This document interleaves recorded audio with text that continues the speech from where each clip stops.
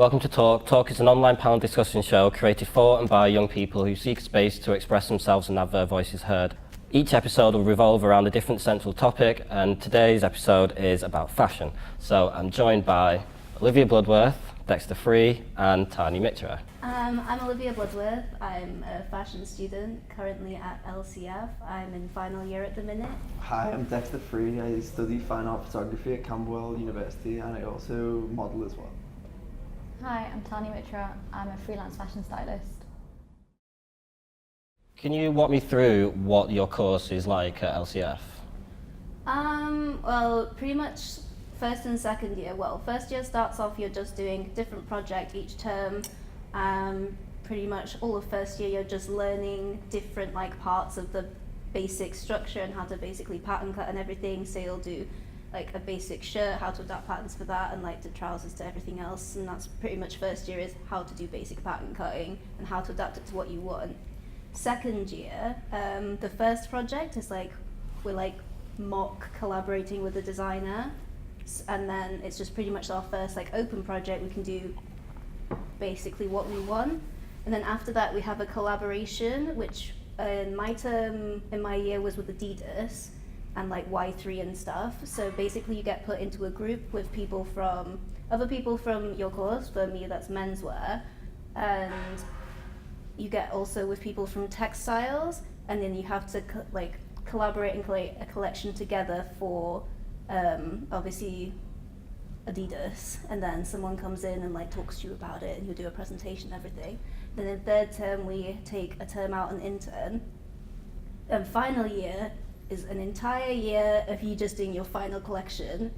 Sounds like a long time, but when you're doing it on your own, it is not at all, because you'll learn when you're interning that real designers have a whole lot of people helping them do everything, and you are on your own doing all of that. So yeah, third year, you spend the whole time just doing one thing. You will hate it by the end, but yeah. So how do you think what you've kind of learned in the processes, that how your course kind of operates, how do you think that relates to your kind of aspirations of being a designer? Do you think it kind of sets you up right, or? I mean, honestly, I'd say I've earned more contacts and things like that from things I've done on my own.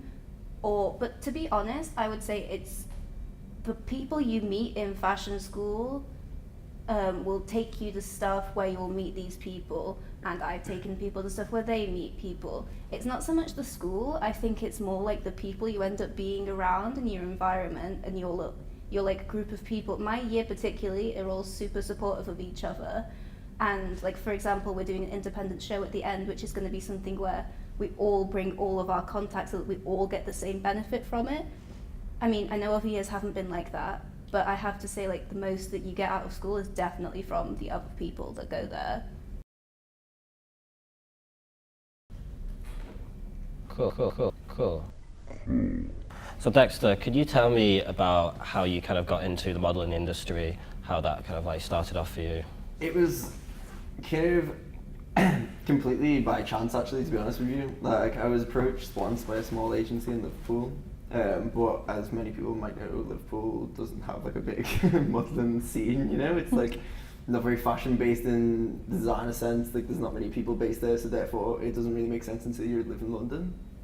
So I decided not to go with a smaller agency originally, and then once I actually came to London, I was found in Peckham train station by another agent, who I was lucky to find as well, because a lot of the times you can get approached directly through an agency, who isn't just a mother agent, but also your direct agency, which can be problematic, which is something that I have learned from other people's experience, and I've had a good experience as a whole, because my management has been really supportive of me, and also helped me to get in the right avenues, which you wouldn't otherwise get into if you were just waiting for the right chance, kind of thing. So you're at university as well, and how do you how have you managed to balance your kind of modelling career and university at the same time? So I understand that can be a major difficulty for a lot of people.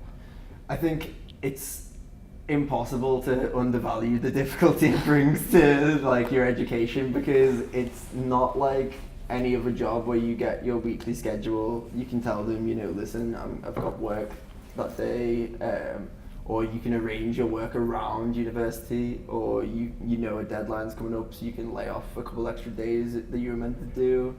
But in modelling, the work's so infrequent and so flippant that you are allowed to say no to any job that you get. But ultimately, you've got to consider that once you say no, that's burnt a bridge, potentially.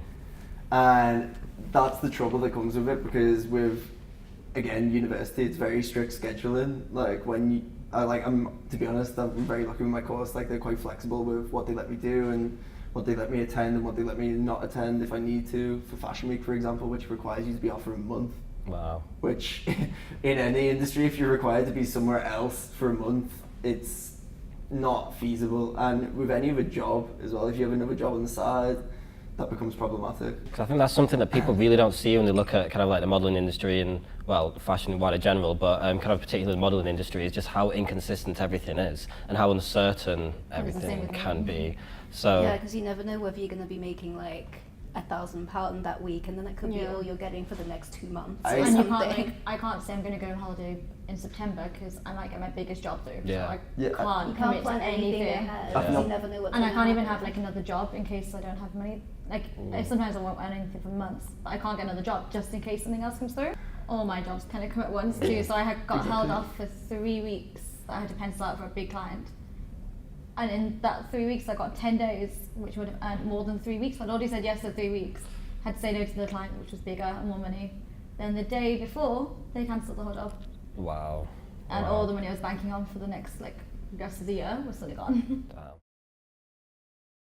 So yeah, Tahnee, you're quite like an accomplished stylist now, so why don't you talk us through kind of like your process, kind of like how you started off in kind of the fashion industry. Obviously you went to school and stuff, why don't you kind of like start us out there? To be honest, I went the long way before I came into styling because I didn't know any. I knew I wanted to be in fashion, but I didn't know anything about the working part of fashion. So I tried buying, I tried merchandising, I tried journalism, and then eventually found styling and realised that this is what I want to do. But it meant assisting a lot. Like I spent a good 5 or 6 years solely assisting people and not earning a penny. Wow. I'm surprised that you're not just, well, everyone is just a nervous wreck all the time, I guess, in fashion. Maybe drink. But no, even like in like kind of like the design side of it as well, which is like internships and things like that, how like... Imagine getting paid. Wow. Yeah. Wouldn't that be amazing? You're not allowed to call it an internship if you're not paid now, is it? They just call you like mistaken. a studio assistant or like a helper or something. Yeah, like a runner. And it's like, oh yeah, we're making you get here at 8 in the morning and leave at midnight, but we're not going to pay you anything, and we're also not going to buy you food, even though we buy the people who are paid to be here food. It's a specific experience I had, and I'm still salty. I did it so many times where I literally paid to be on a shoot, do the whole thing. Like I remember once I did a 5-day big production. We weren't allowed to be seen. Like we had to be invisible the whole time. And they make I you sit in a slept different room because you're an intern. And I slept. It was just on a shoot, so I wasn't even an intern. I was just there, and then I think I probably slept for 5 hours during the whole thing.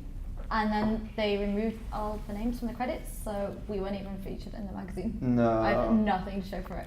And the amount of times that stuff happened to me I can't even all the time. start on my name not being put on the credits for stuff. Same, like I think it's and a continuous I go out thing of my as way well. to like make sure that my whole team and like everyone is treated well and everyone is credited. So like, But why do you think this is? Like, if it's such like a continual it's the thing, problem... people It's used to because take they your names can. off. Like they used to actually take the name off because it would try and make themselves sound better. It's because if there's like one name, everyone looks at the one name. Like the one name Whereas if also they've has got been all in the these industry for systems 20 and years. things, Yeah, they don't want to hear it. Like they don't want to hear it. They were like, The thing oh is well. though, it's because they can do it, because fashion is so competitive and there's a lot of people who are in it who already have a lot of money. Like it is something that people who are wealthy to start with do, and they can afford to just not get paid. So they're like, oh, why would I pay you when I can just get one of these other 1,000 people who... And will everyone do has it to for do it no because you have to money. prove it, your worth. Yeah. So You you're have going to to have to prove do your it. worth by not getting paid. Like like My how- last year of uni, I did an internship, my uni course, and a part-time job, and assisting. So I was doing something like 130 hours a week or more. And that was just standard. Do you That's just what I like used to. watch Fashion Week and think like, what amount of this would actually be made if there wasn't an unpaid intern? Yeah. None of it. I think None of there'd it. probably be one show a year, Like, and it would be like actually run Like, to there's like a some really people- tiny small degree. there are Like- some very big designers that show in London who would actually pay like one employee. Yeah. Yeah, I think also the larger brands, it's kind of a weird thing for me because I see like a lot of brands having like a ethos movement where they're kind of like, they've decided at some point like there's a layer of their hired staff that they will indefinitely pay, but Yeah. then sub of that layer, it's nothing, it's not even small payment, it's not like we'll pay lunch, it's like they don't, they Nothing. either pay you or they will not pay you at all. Like, Even the money thing is the way that they treat you because you're like an intern. It's like you're some kind of like below them everything. Like obviously like in the hierarchy of whatever, like you are below them. But the way that they talk to you and the way that they make you do stupid things, which is like, because interning is obviously meant to be so that you learn stuff about fashion. It's meant to be like educational. Otherwise, they wouldn't be allowed to make you work for free. But like, you're not learning anything. Someone like has made me go pick up their dry cleaning before, and that's when I quit.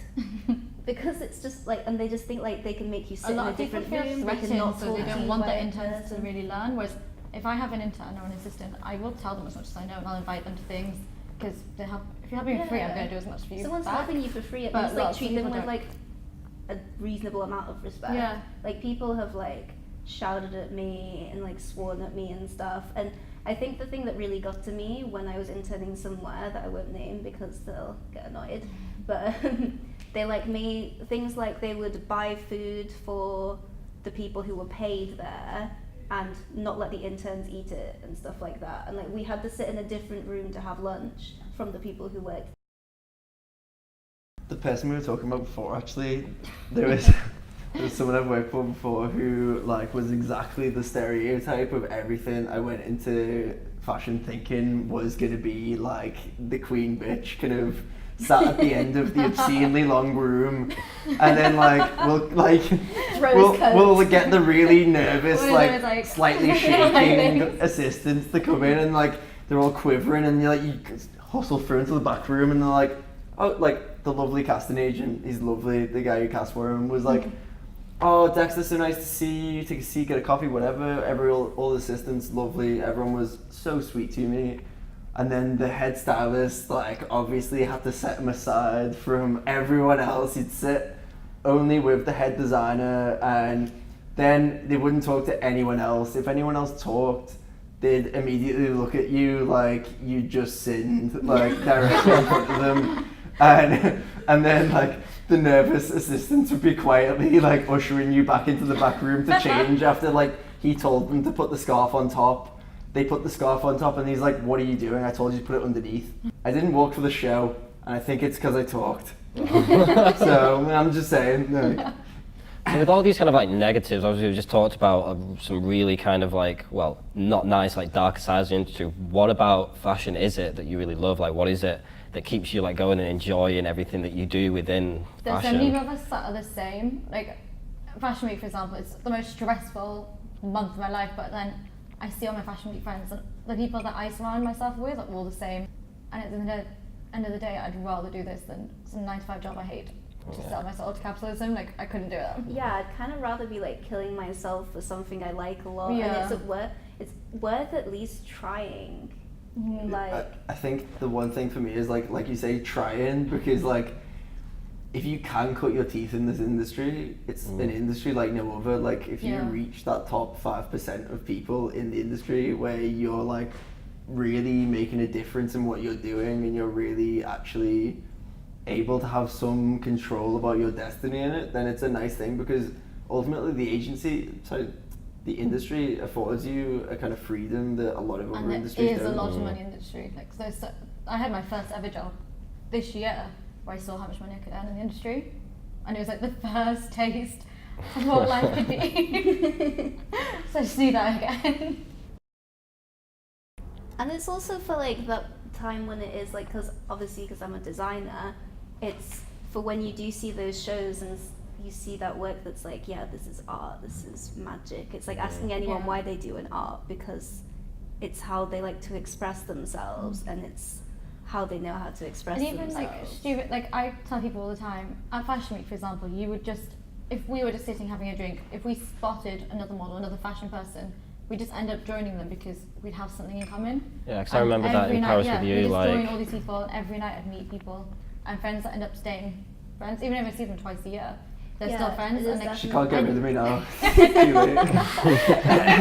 and like, We did all actually. I met you at Fashion Week. as everyone, well, all didn't my friends I met at Fashion Week. I think that is But like. that would never happen like in another industry. You'd never have IT people being like, you work in IT. Let's talk computers, guys. But like, I think it's totally such like a massive thing for me too, that like the kind of communal element of it, where you actually feel like you're genuinely part of a community. Yeah. Like, I never played football. I could never really do sports teams. I hate teams, in fact, to be honest, I'm not gonna lie, I hate being a team. But what this does show is that fashion gives you a sense of community like no other, because you are part of this sub 5%. You become like an amalgamated group And of you all like. just understand each other. Like, even if you work completely different areas of fashion, we just understand. Like, if I ever meet someone outside of fashion, they'll have no idea what my role, like what I do. Also, even my parents do not know what I do. So what does a stylist do then? So what is your role? So if somebody hires you to be a stylist, from that point of when you know that you've got this job, what's your process then? So I can be a stylist for editorials, which means I'm styling a full editorial story for a magazine, or I could be styling a lookbook, or I could be styling a campaign, or even like a runway. So every job is different and what I need. So like an editorial, that's something that when I first started, I used to put editorials together. I'd spend a couple of £100 putting it together and then trying to get it published in a magazine. So what does that mean? You say you spend a couple of £100 putting it together. What I do is I would put together, I make a concept, so a mood board, a styling board, my concept, story. My story, which would mine is normally like a 7-page document. I then have to put the brands that I think would be relevant for the next season, and then I try and approach PRs and try and get them to lend me clothing. So that costs a lot of money because you've got to get the clothes and you've got to get the clothes all sent back. So that couriers would cost me a few hundred. Try and get the models, just try and get everything together. Once I've finally got their stories, I'd have to try and get a magazine to publish it, which is pretty hard. So I spent the first year or two doing that until I started being commissioned by magazines. So now I'm at a place where a magazine will normally bring me on for a story, and it's quite it's not as free as people think, because you have to you're selling all the time, so you can't be as free. I can't just go and pull things that I like. It has to be branded, and it has to be a certain season. Like it's quite a few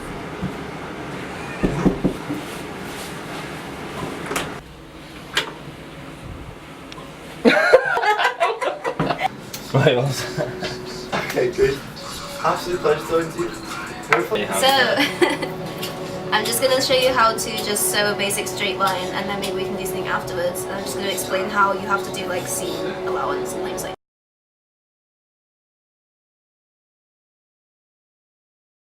that. So, put this on here. So it's the same for everything used for that, and it's through there, just around here. You just put this through the hole here, pull the thread through, put that on there, push it over there, so it'll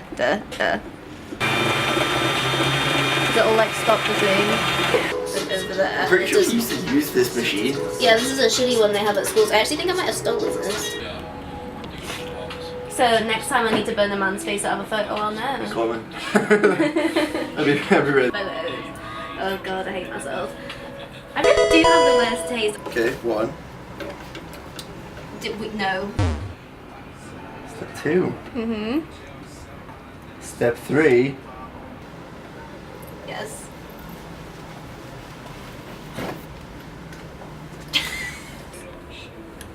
Okay.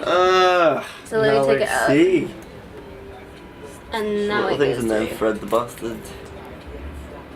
Lovely.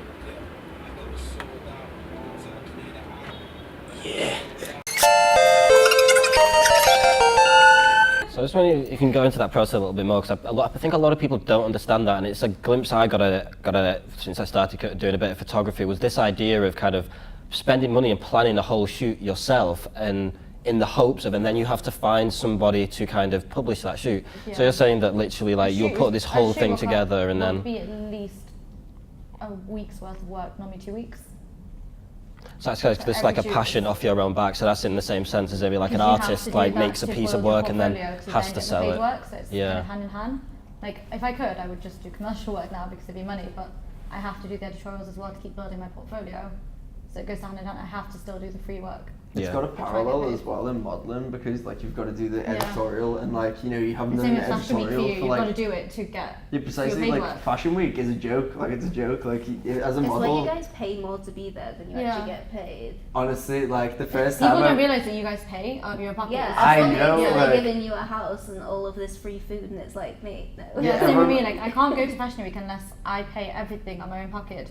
So Fashion Week's a solid month of me not working and having to constantly pay to be in a different country and travel. Yeah. Not to mention double rent. This is the one thing that kills me. I'm like, I'm paying like £600 and also food, because pounds. you can't afford, like you can't be eating, you can't be cooking because you're running around that day, going to shows. You've got to go to the parties as well, because especially as a stylist, that's part of my role. I've got to go. I'm the one that goes to the parties as well. But even as models as well, it's like if you meet people at parties, it can make all the difference. Exactly. Like I book jobs and like, you know, you pay for each and everything. Like I pay for my travel card just to get to Paris, and it's like €27, and that's like, that's not bad. And when like, you go to London, if you do castings in London. Just signing to an agency, I'd have been out automatically. Yeah, my agency, I ran up a £1,200 debt before I ever made a single penny in France. A single penny. Like, I think that like describes like, not to mention the money I'd spent privately from my own account just to like eat. Like they give you €50 a week to eat. So I mean, anyone can do the math. In Paris or London or Milan, like try spread €50 over 7 days. Like honestly, so it's a challenge. Because like fashion seems like an industry that it seems like it's could be very difficult for someone from like a low income background to kind of get into. Because how much do people tend to spend on their collections, like in like final year of uni? Well, according to like my head of year, because I was like talking to him about it a while ago, apparently like the average amount is around £8,000 to spend on your collection. And of course we get some free stuff, we get some fabric donated to us. I personally like applied for some stuff and I got like a bunch of free zips and stuff like that. But like even me, like I'm adding up all the costs, and like I'm cutting a lot of costs by not using super expensive fabric, because everything I use is vegan, so I'm not using like leathers or anything. But it's still gonna be way over like £2,000. Wow. It's like, even when I used to assist everyone used to assume I'd have a credit card, because stylists would just be like, go and buy this, go buy that. Yeah. And if I didn't have a credit card, so I'd be like, well, I don't have the money. And that was not okay. It's also like in fashion school, the other issue with like the money part is that if you have a lot of money, you can pay people to make everything for you. Yeah. Like for instance, there's people in my school who have a full-on like studio that they paid for. They have like interns, managers, people doing their branding for them. They have people who are making everything for them. They've employed pattern cutters. They're fully getting everything made for them. And then there's like, how am I supposed to compete with that when, yeah, I'm not like struggling like massively, but I can just about afford to spend this much. Like this is a huge amount of money for me, but I can't afford to get someone to make stuff for me. Like how can I compete with someone who does, you know? It makes it really feel like I had it loads when one of the courses I was in, because my parents are okay, but they helped me for such a long time that I don't even want them to help me anymore. And my parents have nothing to do with anything creative, and a lot of people in my course had parents who had something type of power in fashion. So people would do 1 or 2 internships, decide it was too much, and get their parents to get them a job. And I've never had that. Yeah. No, not even anywhere close. I think that is also like in modelling, it speaks volumes, because you'll hear about, you see a lot of guys and they don't feel the struggle that much, you know, like a lot of them swanning around in Ubers. Yeah. Yeah, it's such an industry where if you have a huge amount of money, you've just got a massive leg up, because it costs money to start. At the end of the day, pretty much every brand is losing money to start with. It's why London's struggling so much for money, because we've got good brands. we're not getting the money here for London. Yeah. So all the good creative brands here aren't getting the funding that they should. So all Fashion the Week big is just dying brands, here. all the big brands at the minute are all moving to Paris Yeah. as well. Yeah. Especially because of Brexit. Like, Yeah, like everyone's moving to Paris. There's just all like these tiny brands like running Dean Bazaar and everything all now. yeah. No, like Katie's Head and But stuff none of them are focused on making any it. returns. No one makes any money. So is this London kind of Yeah. like fashion? Yeah. So what is this comparison between like each of the, so what are the like the main cities for fashion? You've got like London, Paris, Paris. Milan, Paris, New York. Milan. Okay, so how would you kind of like compare those cities? Paris- New York has money, but it's dead. But Yeah. it does still have money. So when you say London's dead, only what do good you mean for by that? commercial. Not kind of? fashionable, but still out there. London is high street, and fast fashion makes a ton of money in London. But that's it. The Burberry's designers, still one designer that is holding on, but But like he's left. So yeah, I yeah, was about to say he's they left, and then there's loads of like new brands in London. There's loads of new people But who are none just of like our heritage starting, brands but no one's showing. making any money, and all the heritage brands have all moved to Paris. Like all the most classic British brands are all in Paris now Yeah. since Brexit. And now there's just all these like tiny brands, which in a way everyone's like, oh yeah, it's giving us opportunity, but no one's making any money, so just no one's coming to London And anymore. Fashion Week is dead. Like, we don't have the Yeah. money to put. There Like, isn't you the go to money to put Fashion on Week big and the shows. shows are spectacles and it's everything I've got into fashion for. And then you come to London, every show is in the same venue. Yeah. It's the same 5 minute up and down, and that is it. Because people don't have the money for it. And then it absorbs into your skin. yeah, because it just our balance is not looking like a goldfish. Like, Basically, this was like okay, 45 degrees is usually pretty good, just because it gives you like a nice angle and like you get all the angles in. Your chin's slightly down, just because otherwise. I know, because if you go chin up, okay. It makes your face look short. it looks like a thumb, like you know, like the endless chin. I should have shaved. So like, if you keep breathing naturally, that's one thing that everyone forgets to do. Because the weird thing is, when someone tells you to pose a certain way, you stop breathing like naturally because you're being told to follow the immediate action. But like normal breathing, maintain, open your mouth slightly. You can see how the neck extends here. And it also pulls up this bit, so slightly down with the chin, slightly close mouth, just so it's like a, yeah, okay.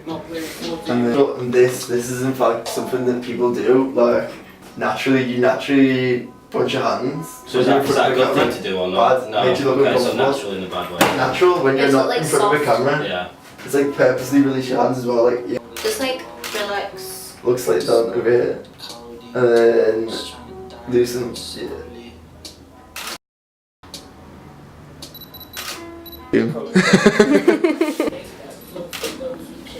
Because you gotta get that fine line between like vacant and completely in the room. Like it needs to be like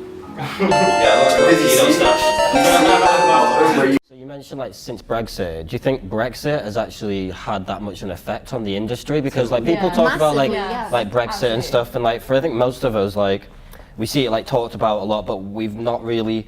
Well, I No, think because people that's talk about it a lot, and actually I've absolutely, criticised it like a bit because like, and people criticise because like the real effects of it haven't been felt by a lot of people. But so like in fashion, like. has. I mean, like, if you're like some like racist Southwest Coast like Brexit voter who doesn't leave the country, like you won't feel the difference. Yeah. You know what I mean? Like, if you're an internationally based person, Because you fashion is will so feel the international. difference. Yeah. Like, and the industry doesn't function on like a solitary scale anymore. Like, it can't function like that anymore. You can't have like London being a powerhouse, Paris being a powerhouse, And the fact Milan that nobody being a knows powerhouse. what's going on in London, no one wants to work with us because why take that risk when Paris and Milan are stable? And it costs more to live in, it costs more to get here, it's going to cost more for them to change their money to pounds, it's going to like And we're coming all across like these a fascist many anyway, things. so Yeah, exactly. why would they want to come here? And everyone's like, you know what, you aren't that special. Like, when you don't make Like, I yourself know for a fact that economically available. lots of agencies aren't even bringing the models over anymore because it's just not worth like the money. Yeah. And that's definitely a bad sign because some agency, they just want to make money. So if they're not even bringing their models, that's how bad it is. Pretty much the moment the announcement came out, they like all the brands were starting Yeah, to pull they were back. all like, yeah, we're all Yeah. just moving Because to Paris. even if you look at it from an idea that major brands, some of them could have been the last brands in the UK to be using Italian manufacturing or French manufacturing, which is rare. Like without a doubt rare. Like brands like Givenchy, some of them do like hand embroidery from Italy, stuff like that. And we don't really have any factories in England anymore. Like they all Exactly. got shut down. We don't yeah, have we don't factories. make anything. And if we here. do, they cost a fortune because I did buying for a while. I've seen how much the factory set do cost. But it's like Grenfell is like the only brand I've ever worked for that manufactures in the UK.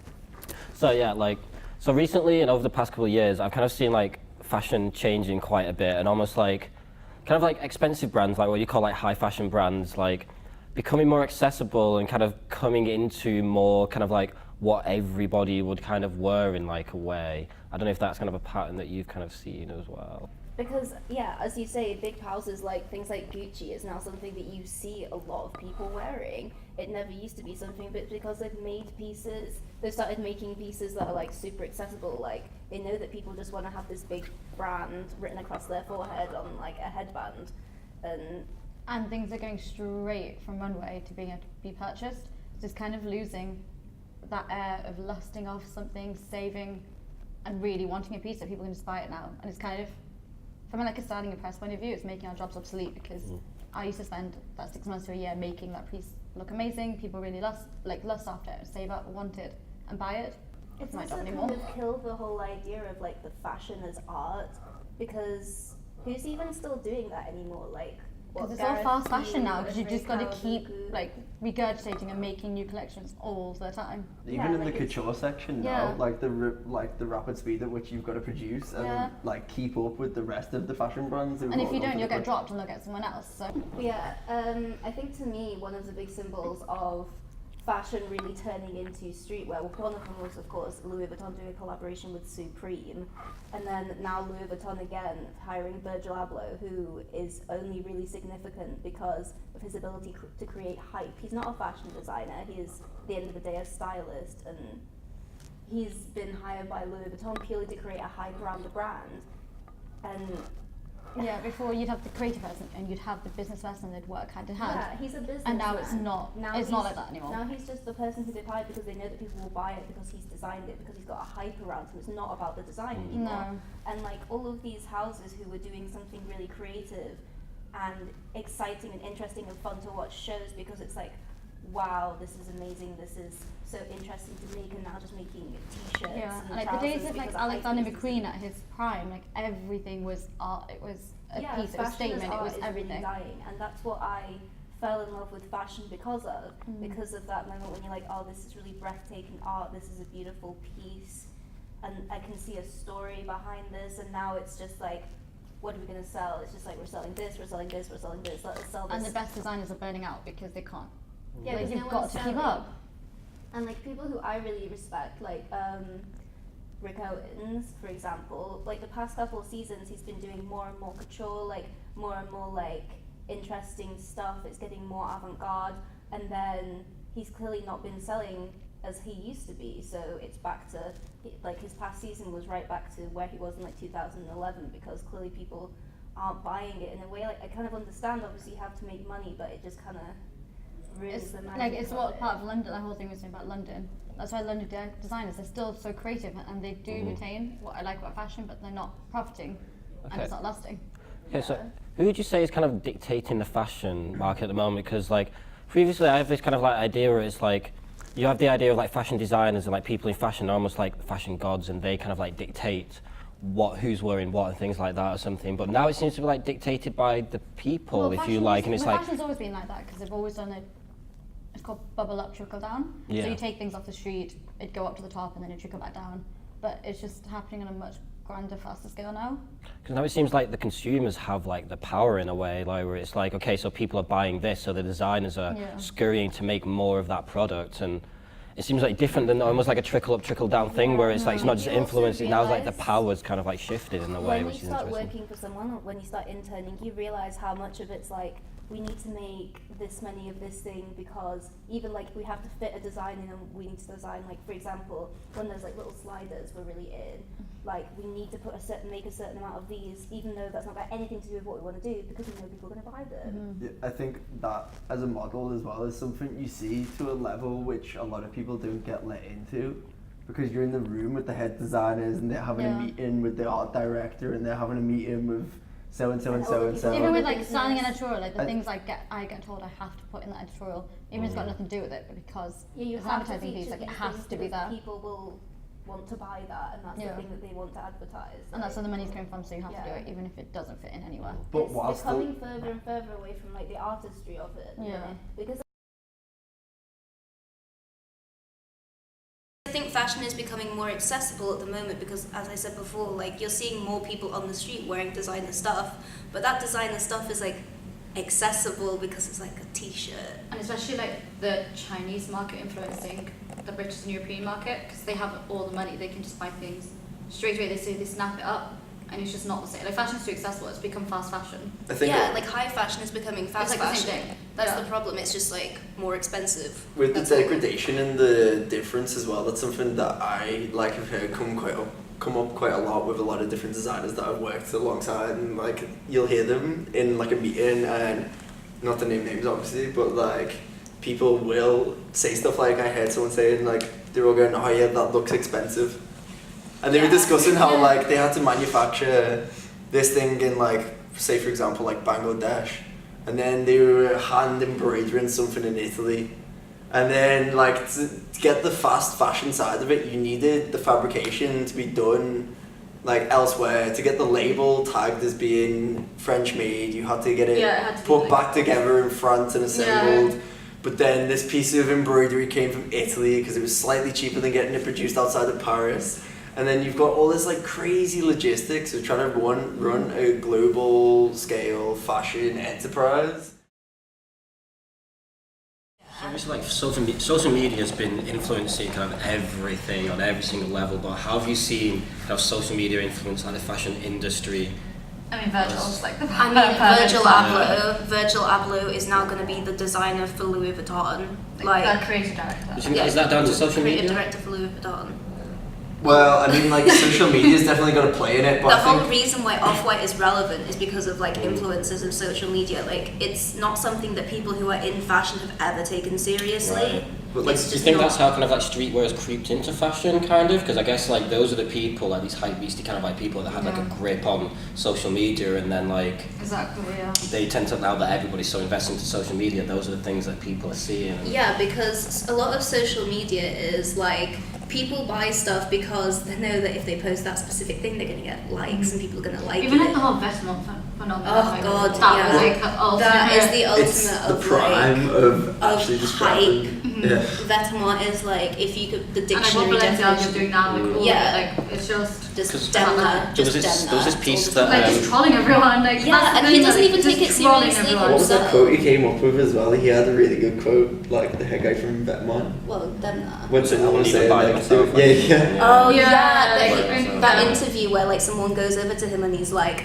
this guy's I like, wouldn't oh buy yeah, this. I'm wearing Vetements. Don't you like you made this? And he goes, yeah, I wouldn't ever buy that shit Yeah. myself because like he knows it's worth nothing. He knows like in a He's couple of just years trolling it's going to be everyone worth because nothing. You do something ridiculous, get Like, it all the hyped whole up, and point- everyone yeah. buy it. The whole point of it was supposed to be like a meme about fashion or whatever, but now he takes it so fucking seriously. But it's interesting as well because like there was that piece that Heisen Abayati wrote a while, just like a couple of weeks ago, saying how like Vetements Yeah, no one's is like buying nobody's it buying anymore And because it's they're not. interesting, like in a couple of ways, how it's like, well, Heisen Abayati used to be like a streetwear kind of like magazine and like relevant or whatever, and now you have one of the biggest kind of like people in fashion responding to an article that they wrote, and it's like, and then he kind of like come up with well, saying that he did, but the facts are that, I mean, you worked in Selfridges as well, like, kind of, I mean... Yeah, people are not, with Vetements specifically, people are not buying it. Like, the last season I worked there, like, something like 60% of it goes to sale. Like, I bought things from Vetements that was supposed to be £3,000 for £50 in the sale. Which it goes back to again like this whole idea that Doesn't- like how long can you hold this like dichotomy of thinking that you put a high enough price tag on it, you brand it in the right way, and then Yeah. everyone will buy it, and the problem is the new market does buy it like that. That's what I was going to say there, But because like the the old expensive market market- Asian will still buy it at full price. But it's not even the fact of like it's not about fashion at that point, it's about a A lot of status it is, symbol, like, you know, people don't like notice, like, some, like, a band like Loewe, the amount of detail that goes into every element of it is so different from, say, like, Michael Kors or Vetements, like, it's just so different, and, like, a lot of people don't even notice it or care. So do you think that kind of like fashion is almost like changing as like a whole for like completely different? You see like kind of like I think it's Well- polarising because half the people are going along with it and half of us really want to slow it down again. You But can the see ones now- of us that want to slow it down don't seem to have enough of a pull to actually change it. Because you kind of see now as well where it's like people that have been dominant in fashion for so long. I'm going to come on to like the Karl Lagerfeld issue now, where it's like those ideologies are just kind of not fitting It's into archaic. the. Yeah, it is. I think archaic's like the perfect Yeah. word for it because it depicts these people who are effectively dinosaurs now, like in the fashion industry. How old is You're Karl never going to Lagerfeld? progress unless you change his views. Like, How long has Karl Lagerfeld worked at Chanel? How old is he? Like he's in his like mid-80s and he's worked there like how Oh, long? precisely. Like, yeah. And how relevant is Chanel? And it never will become any more relevant because he's still there. And his Okay, so And then look what at was his it own brand. that- Like, who buys Karl Lagerfeld? what? Just full stop. I couldn't name him. But like, I'm assuming we all saw what he said about the Me Too movement, where he was like, Yeah. "Oh, if you don't want to have people like pulling your pants down, you shouldn't have become a model. You should join a nunnery or something." Like, we're all laughing about it because it's so ludicrous, but someone actually has that mindset. I think also like in modelling it does kind of strike you with these kind of like just a lack of understanding of like the kind of removed element of humanity of it. I think like it's it's just like the lack of it's- it's like lack of humanity, lack of caring about other people. Like I It's don't. one of the things that used to shock me the most when I was assisting, how people just didn't treat models like people. Like, it was insane. People in fashion love to treat a lot of people not like Yeah. people. But I think it's also, for me, it stands out more by how I've been treated so conversely. You know, like, you'll have one person who treats you like the dirt on the bottom of their shoe kind of thing, and then you'll have another person who will truly treat you like a godlike figure. Like, I don't mind lifting things, I don't mind carrying things, helping people with shoot, whatever. I feel bad not carrying the suitcase when there's like poor little ladies trying to carry this up a massive set of stairs, and I'm like, allow me. Okay, so we're going to go full manual. What's ISO? So ISO is like the sensor sensitivity. So you have like the sensor. There's three ways basically of controlling the light that comes into the camera. So it's obviously always that light. So you've got three main ways of controlling how the light is. So you've got ISO, shutter speed, and aperture. ISO is the sensitivity of the actual sensor itself. The higher the ISO, the more sensitive it is. So basically, it picks up more light. It's like literally we're turning the sensitivity up and like things kind of get brighter, less and like that. Shutter speed is, so you know how the camera kind of works, you've got a sensor and then you've got a How shutter. long it takes to take a picture? Well, it's how long the shutter stays open for. And then aperture is the size of the actual hole that you know, like open up. So that kind of size of that hole is the aperture. Okay. And then, so obviously a bigger aperture, you let it more lighter, you get a brighter image, smaller, and then less lighting. Ooh. Oh look, you're white, and now you're invisible. And then what you're going to do is hold the shutter down a little bit again. So what you're going to do is you're going to lift it up a bit to his face and check that. Like basically this is manual focus, so most lenses are automatic and they'll autofocus, but this is all manual, so basically you twist it. It's like clockwise, go like kind of towards you and then so then you just press the Skin's never looked better. Oh, So like the Me Too movement has been like a huge thing across fashion industry, kind of a lot of creative industries, movie industry and things, and it's kind of like shone a light kind of into a lot of kind of things that have been going on and stuff. And I mean, have you seen any kind of like difference in the way like things have been done in fashion since people have started to speak out? Like, In a way, that people aren't afraid to speak out anymore, which is good, and the only way it's going to ever move forward is when people's, like, the ship model management blacklist That's such a was Oh. that was so big because like okay, do you want to explain this issue? What is blacklist? So, Oh, okay, you mean like models blacklist? Oh, okay, yeah. Shit, I think there's an agency, yeah. Instagram account called Shit Right. Model Management. It used to be like Right. memes about modelling, like the shitty side of modelling.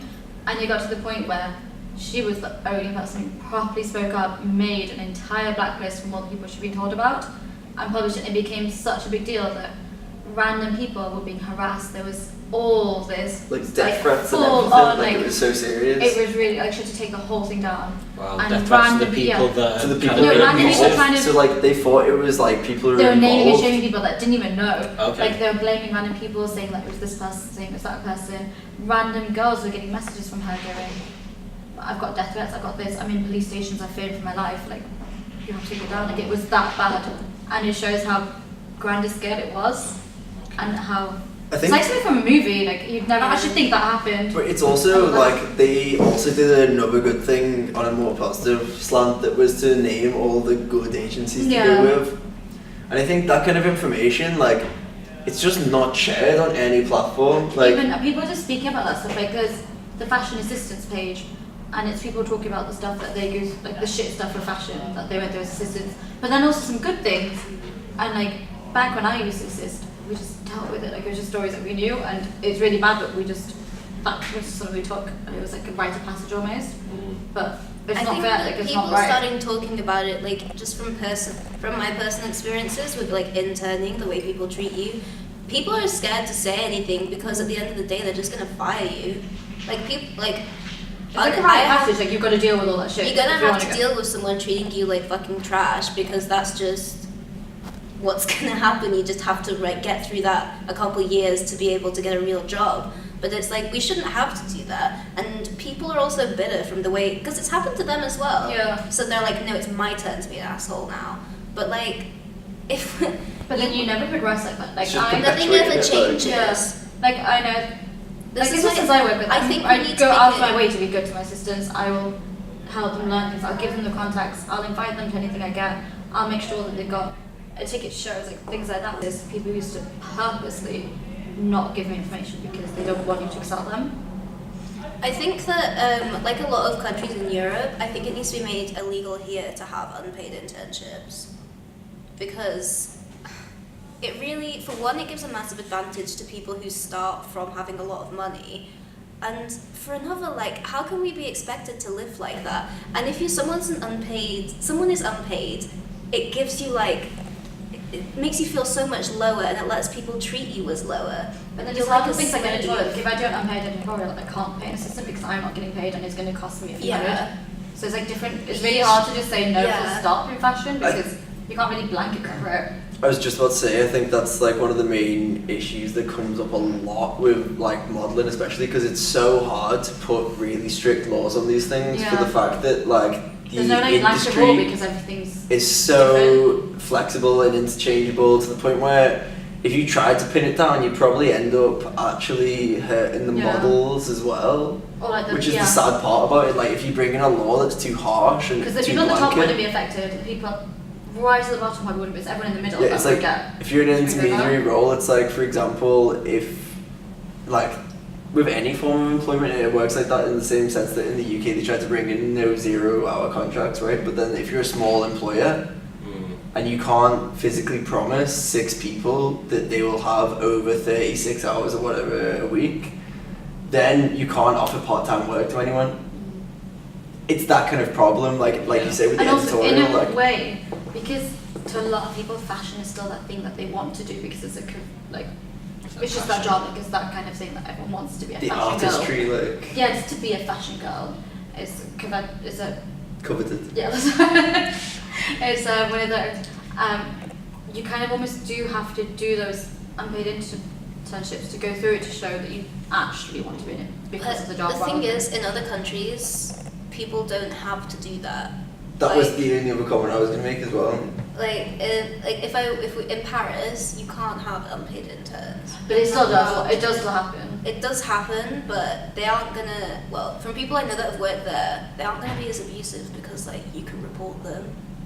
Mm. Like it is actually illegal what they're doing, so they're not as abusive to you because they know you can report them, and it is against the law what they're doing. Whereas here, oh no, we can just have these essentially like slave laborers literally making everything for us, and we can treat them how the fuck we want because as soon as like we yell at them and they say they don't like it, we can fire them and get someone else. But the sad part is there's so many people to take your place, and it's the same with Exactly. models. Like, So Tahnee, you were saying about not getting paid for certain jobs and having to chase payments. So what are the kind of What are kind a of lot of ways people of don't you kind realise of that being able to editorials get it? don't Yeah. pay. So part of my job is to be in a magazine.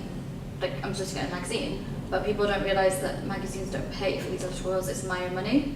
But like you said about jobs that are like paid jobs and people haven't paid you and stuff. So what kind of like, what have you done? Kind of like, what's been your process to kind of claim that money? Or It's what really have hard you done because to be able freelancers to- don't get rights in this country. Okay. So there's not very much you can do. I can So go you- through all the legal routes. I can do everything, but there's not. So you would say that, like Olivia said like a bit ago, that there needs to be kind of more laws in place for kind of freelancers Yeah, there's nothing and for interns and freelancers. Like stuff. I had an invoice from quite a big client that was 4 months late. I was almost getting evicted from my place because it was I think it was like £4,000. That was 4 months late. I banked on this money coming in way before. Eventually they paid me, but I have nothing that I can do to chase up the compensation, the late fees. There's nothing in place. So like in other industries and other workforces, the way that they get around like laws, especially for like groups of people, is kind of like by forming unions and things. Is there any kind of example of that in fashion? I've never No, been to a because modelling the union. things like because everyone's kind of out to get each other. So Yeah. people don't form unions Because they because make it very competitive. there's Like actually even from school. Yeah, they there's like tell a us to good be- story that I know about, which is that I have a friend who does still life and prop styling, and she was saying that one of their biggest clients cut all the rates in half, and because it's quite a niche thing, all the still life prop stylists said no in a union together. All of them absolutely refused. So in the end, they actually had to put up the price. But in fashion, it's so different because everyone is out to get each other. You just will never get that same union. I think because Because it's if you say no, someone else will do it. Everyone is each other's direct like competition. Yeah. I think also because they make it that way though. I think this is the Yeah. point that like is ignored a lot They of the time. people Like off on each other. because like the individuals are positioned in a way that makes them ultimately look at each other like competition. But the interesting thing is everyone's like, oh, is it really competitive in modelling? Is it really like tense, you know?